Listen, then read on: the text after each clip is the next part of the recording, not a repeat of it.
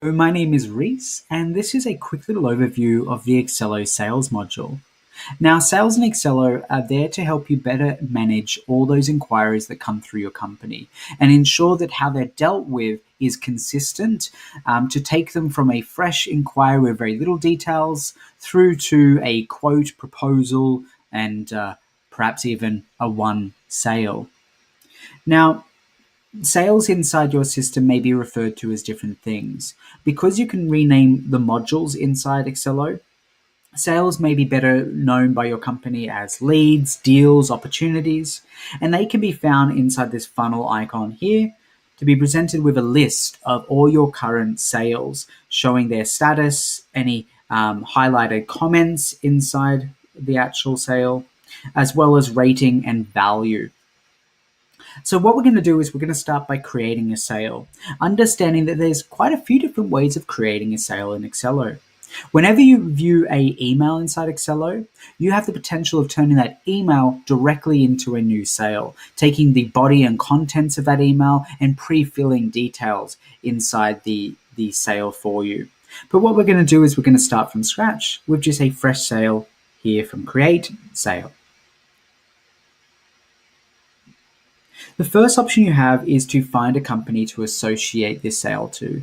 Now, because this might be your first contact with a company, you may not have them in the system. And that's why you have the create a new company option here, which when selected enables you to actually set up a whole new company with contact information and details straight at this point here.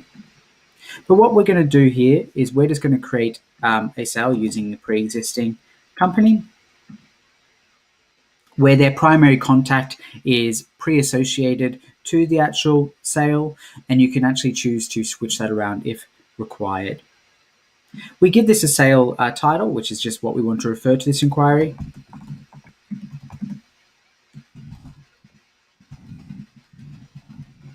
We have a salesperson who is the person responsible for most of the work of closing this particular inquiry and converting it into one work, where most of the email correspondence will be coming from this person, as well as most of the tasks and duties will be assigned to them. We then have a progression. Now, the progression enables you to actually choose to jump the queue, for instance. You may have a scenario where a sale pipeline goes through a qualification portion where you collect a lot of information about the actual client.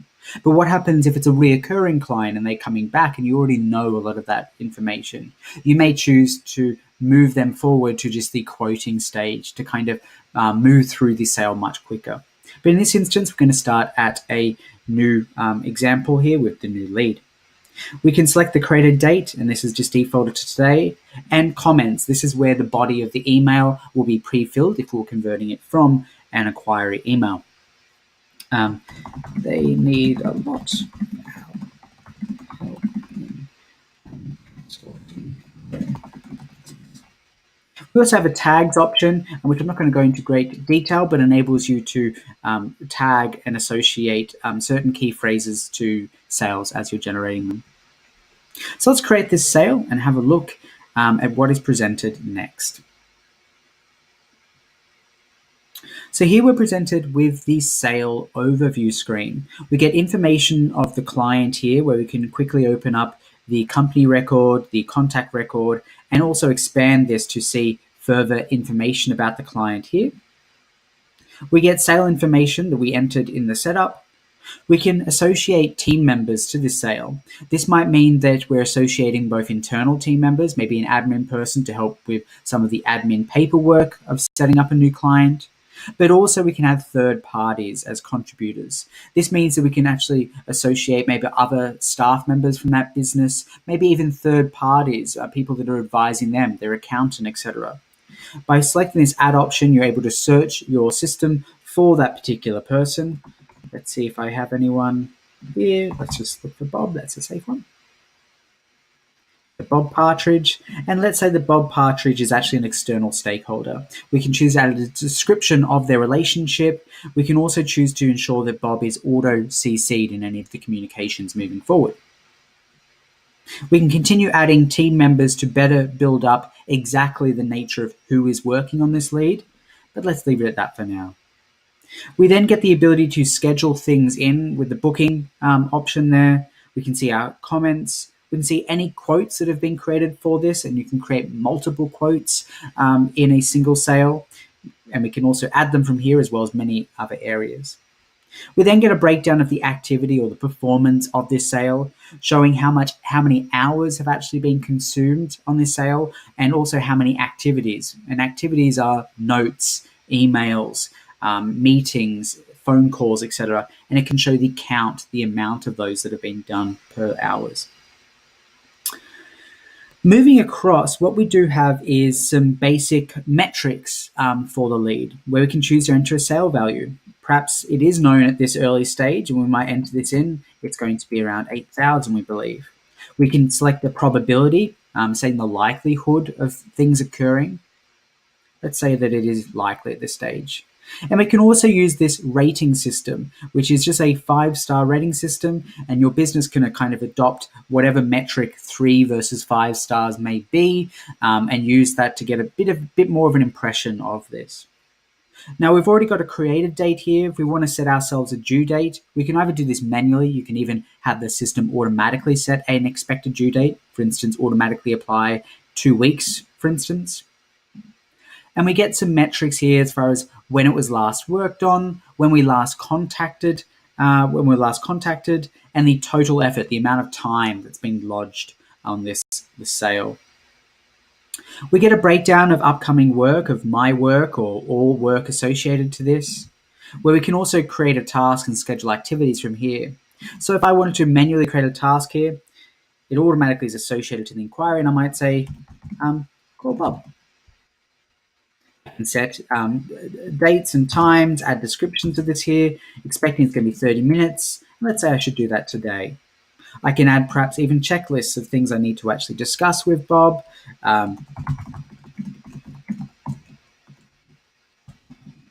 Etc.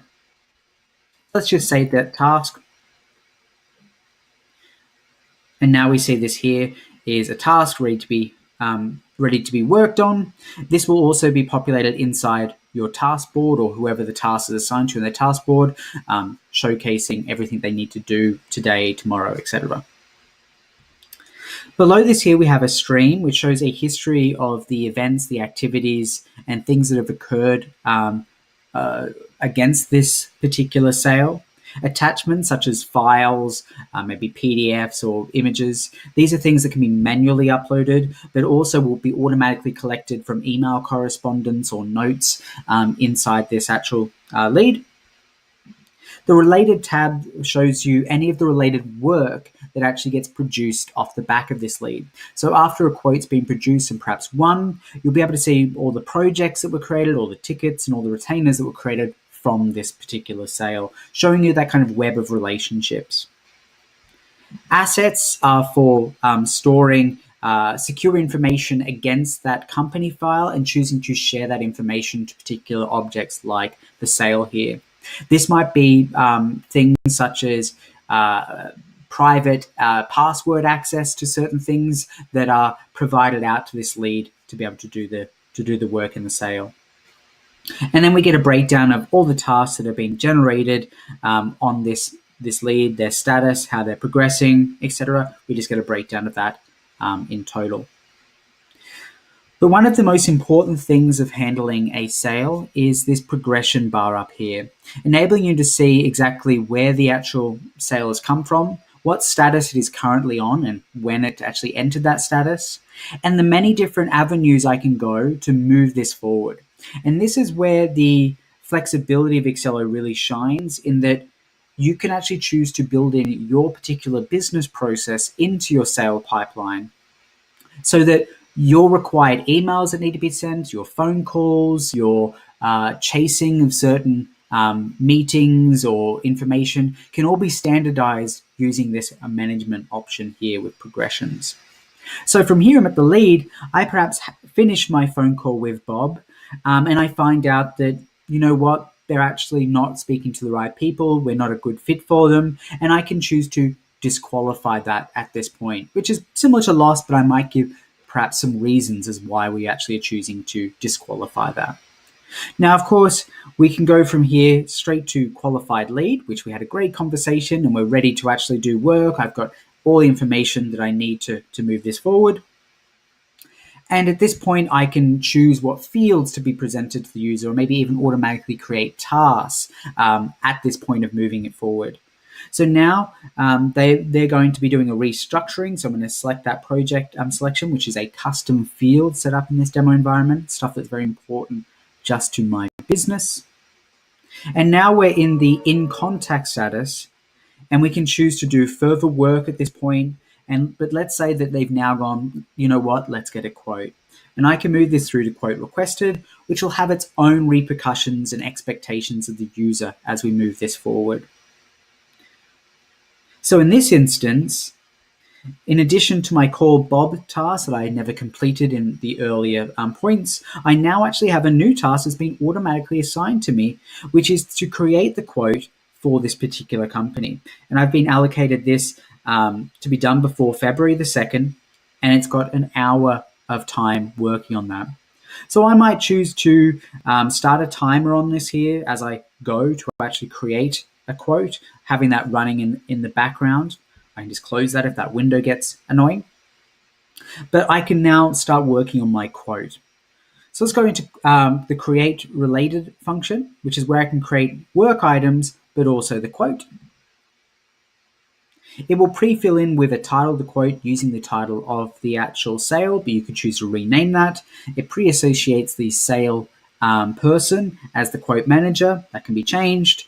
And you can choose a quote template if you have variable templates to have particular terms on one versus the other, or even to just have different look and feel depending on certain types of quotes. So let's create this quote, and we're presented with the quote creation module. Now there's 3 steps, as you can see here, towards creating and sending that quote. The first one is to create an estimate. Now, an estimate is created using a project plan. It's where you're able to build out an idea of your project using durations, budgets, times, and you can even use a Gantt chart function to actually be changing those timelines and getting that accurate, so that all you'll need to do once the quote has been accepted is press convert to project to essentially have all your project details pre-built. Now, I've gone over this in another video, which is in the projects module, going in a little bit more depth. So for this one here, I'm just going to insert a template to give you an impression of a completely built project with milestones and the tasks we're within, with expected dependencies, so things have to finish before others, which will automate a lot of my forecasting of whether things are on time or not. I've also got materials, so these are itemized costs where it's not someone's time, it's things. And I can even do estimated expense charges, etc., into the quote as well. So that's the building block of the quote. That's the meat and potatoes, where you're putting in the financial impact and kind of the layout of the actual the work to be done. So once that's created, it goes and lives in this estimated area here.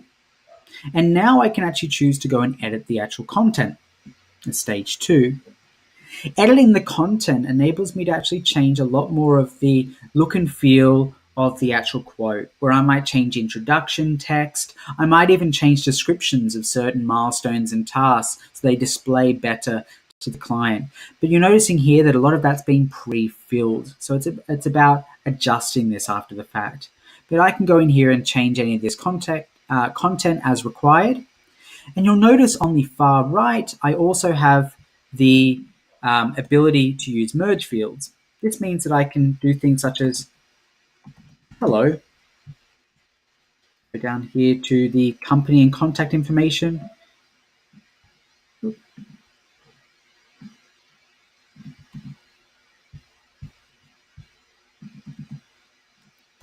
And use merge fields to take things such as figures, even details from the sales, such as perhaps if there was referrers or other bits of information in custom fields you do record. You can choose to pre-fill this information using merge fields so that it can be very, very bespoke every time you actually generate it without much effort. So now I can go and choose to save this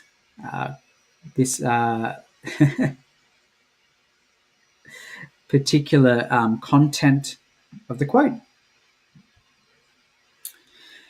And what I can now do is go to preview and publish, understanding that moving this forward will actually send this particular quote to the quote contact, but I can actually choose to add further people on the quote contact, and I'll explain that soon. You also see events as well, which is just a breakdown of the different occurrences seen when things have been edited, drafted, revised, etc. over time for this quote, as well as a stream, which, like in all areas of Accelo, gives you a breakdown of the historical movements of this particular document. But after you've published the quote, will also be a great location to view other comments by the client as they've gone in and maybe added their own comments to a quote or they've accepted. You'll be able to see all of that occurring in the stream. So now let's go preview and publish quote. What this does is it presents an example of how this quote is going to look to the client using your current template, enabling me to review, but also to be going into particular areas and changing exactly how they view. So I could choose to not have any roll up, to have a more detailed quotation here where it is far more itemized, but I can actually choose to roll things up and simplify things, choosing to display things as maybe flat amounts as such. You have quite a lot of variety of options of showing and hiding information, so that's very clean and very client facing, while still having a lot of that back end detail of the minutiae of the project inside the actual quote itself. So what I can choose here is I can publish this, I can publish and send, I can of course cancel.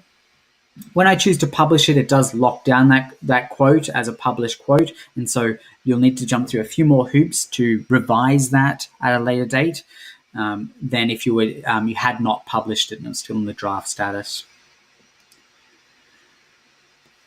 So when this has been published, you'll be presented with the email using your email template for the actual quote. If you choose to include further people in against this quote, they will be seen as approvers by the system, meaning that they can go in and they can also approve this particular quote. You can choose to adjust this text as you see fit, add in further attachments if you like, but you can also choose to include a PDF and include the client portal link. Now, the PDF is obviously just a PDF version of what we saw previously, whereas the client portal link is the ability for the client to access this digitally, leave comments, leave remarks about the quote, but also in one button, press approve and give that alert out to everyone that's looking at that lead that things are ready to move forward. You may indeed choose to not actually send a PDF and only rely on the client portal link, for instance.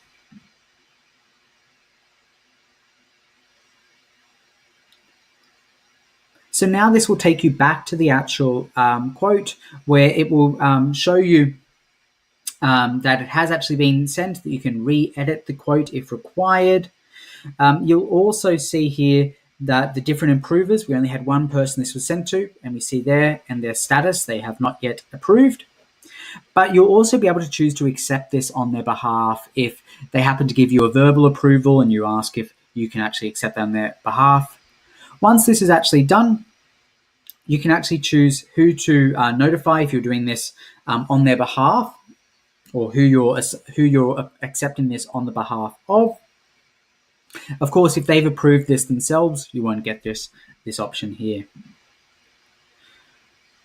Once a quote has been approved, you'll be able to use the convert to project function to take all of this project outline, the project plan, and build the actual project from what was actually quoted there, saving you a lot of time and redundant entry.